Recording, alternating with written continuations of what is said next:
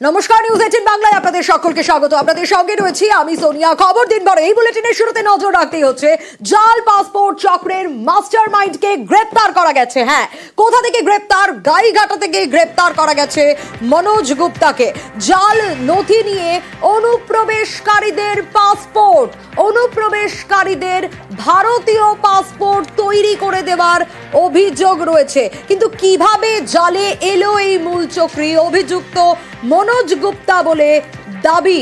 এবং আপনাদের জানিয়ে রাখি, এই জাল পাসপোর্ট চক্র নিয়ে আগেও একের পর এক গ্রেপ্তার দেখা গেছে, কিন্তু মাস্টার মাইন্ড যে যার মাথা থেকে সব বেরোতো, সেই মাস্টার মাইন্ডকে গ্রেপ্তার করা সম্ভব হয়েছে গাইঘাটা থেকে। গাইঘাটা থেকে গ্রেপ্তার করা গেছে মনোজ গুপ্তাকে। এবং আপনাদের জানিয়ে রাখি, জাল নথি দিয়ে অনুপ্রবেশকারীদের পাসপোর্ট, অনুপ্রবেশকারীদের ভারতীয় পাসপোর্ট তৈরির অভিযোগ। চক্রের মূল অভিযুক্ত মনোজ গুপ্তা বলে দাবি। মনোজকে গ্রেপ্তার করলো কলকাতা পুলিশের গোয়েন্দারা। মনোজের টাওয়ার লোকেশন ট্র্যাক করে পাকড়াও করা গেছে তাকে, এবং আজ ধৃতকে আলিপুর আদালতে পেশ। জালে ভুয়ো পাসপোর্ট চক্রের মাস্টারমাইন্ড, কিভাবে এই কাজ চলতো?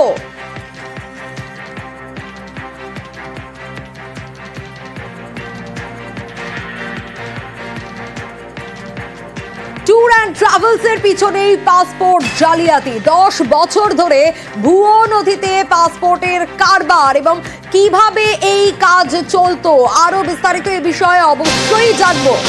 জাল পাসপোর্ট, জাল পাসপোর্ট চক্রে ধৃত মূল অভিযুক্ত মনোজ গুপ্তা। এবং ইতিমধ্যে এই মনোজ গুপ্তার বাড়ির সামনে থেকেই রয়েছে আমাদের প্রতিনিধি বিবেক।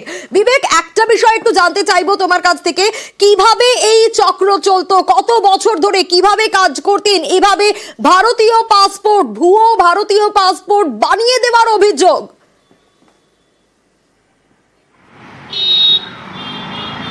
হ্যাঁ, যেটা এই মুহূর্তে জানা যাচ্ছে যে দীর্ঘদিন ধরে এই পাসপোর্ট, ভুয়ো পাসপোর্ট, তার যে চক্র র্যাকেট সেটা চালাতেন। এবং এই মনোজ গুপ্তা, যাকে এই মূল মাস্টারমাইন্ড, দীর্ঘদিন ধরে যবে থেকে এই পাসপোর্ট, জাল পাসপোর্টের যে তদন্ত প্রক্রিয়া শুরু হয়েছে তবে থেকে কিন্তু এই নামটা বারবার শোনা গিয়েছে। দীর্ঘদিন তিনি ফেরার ছিলেন। অবশেষে গতকাল রাত্রে, অর্থাৎ গতকাল রাত 12টার কিছুটা পরে, বা আজ রাত 1টার সময় তাকে গ্রেফতার করা হয়েছে। বনগা গাইঘাটা এলাকার চাঁদপাড়া স্টেশন রোড এলাকা থেকে তাকে গ্রেফতার করা হয়েছে, এমনটাই জানা যাচ্ছে। এই মুহূর্তে আমরা কিন্তু রয়েছি তার যে রেস্টুরেন্ট কাম অফিস বলে বলা হচ্ছে সেই জায়গাতে। মির্চি বলে একটি রেস্টুরেন্টের নাম রয়েছে, নাম আমরা পেয়েছিলাম এবং সেখানেই আমরা পৌঁছে গেছি। যদিও রেস্টুরেন্ট এই মুহূর্তে বন্ধ রয়েছে। ধৃত যে মনোজ গুপ্তা, তার আদত বাড়ি ঠাকুরপুকুর এলাকাতে হলেও মনে করা হচ্ছে যবে থেকে এই সংক্রান্ত, অর্থাৎ এই জাল পাসপোর্ট সংক্রান্ত তদন্ত শুরু হয়, ধরপাকড় শুরু হয়, তবে থেকে তিনি গা ঢাকা দিয়েছিলেন। এবং যেটা তুমি বললে যে শেষমেশ তাকে তার ফোন, মোবাইল ফোনের যে টাওয়ার, সেই লোকেশন ট্র্যাক করে তাকে কিন্তু বনগা এলাকার চাঁদপাড়া এলাকার স্টেশন রোড থেকে তাকে গতকাল রাত্রে গ্রেফতার করা হয়েছে। এই মুহূর্তে তুমি যেখানে রয়েছো সেখান থেকে কি কি তথ্য পাওয়া যাচ্ছে?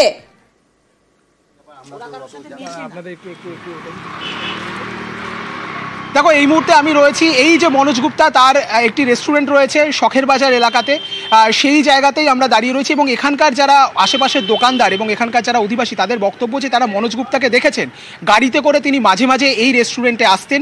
তবে আশেপাশের লোকজনের সাথে সেরকম খুব একটা কথা ছিলেন না তার। এবং তার নাম যে মনোজ গুপ্তা এটাও অনেকে জানতেন না। তবে তার ছবি দেখে তারা কিন্তু আইডেন্টিফাই করেছেন। বেশ কিছুদিন, প্রায় 4-5 বছর হয়ে গিয়েছে এই রেস্টুরেন্ট এখানে রয়েছে। রেস্টুরেন্টের পসারের ক্ষেত্রে খুব বেশি পসার ছিল এমনটা বলছেন না তারা, মোটামুটি চলতো। পুজোর সময় একটু ভিড়ভাট্টা হতো। এবং এই রেস্টুরেন্টে অনেকেই দাবি করেছেন তার স্ত্রীকেও মাঝে মাঝে দেখা গিয়েছে।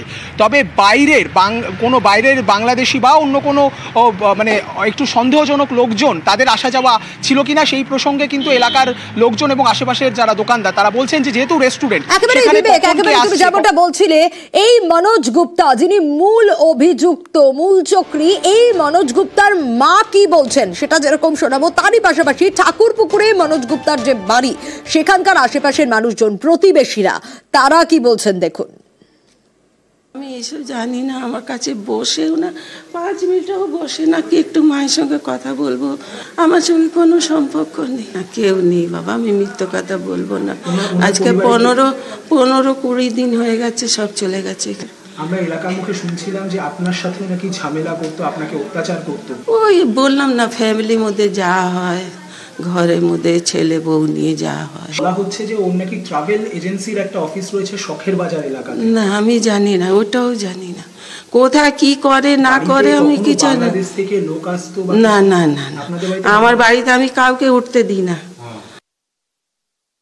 আমরা এটা বলতে পারবো না যে কিছুই জানি না, কারণ ওরা এখানে কারোর সাথে মেশে না, কোনোদিন কারোর সাথে কথাও বলে না। এবার ও যে কি করে ও জানিও আমরা, হোটেল আছে। কখনো বাড়িতে পুলিশের আসা যাওয়া? এমনি ওদের শাশুড়ি শ্বশুরের ঝামেলা ঝগড়া অশান্তি হলে পুলিশ আসতো মেটাবার জন্য। এর আগেও এই বাড়িতে পুলিশ এসেছে তদন্ত করবার জন্য এবং জাল পাসপোর্টের ব্যাপারে।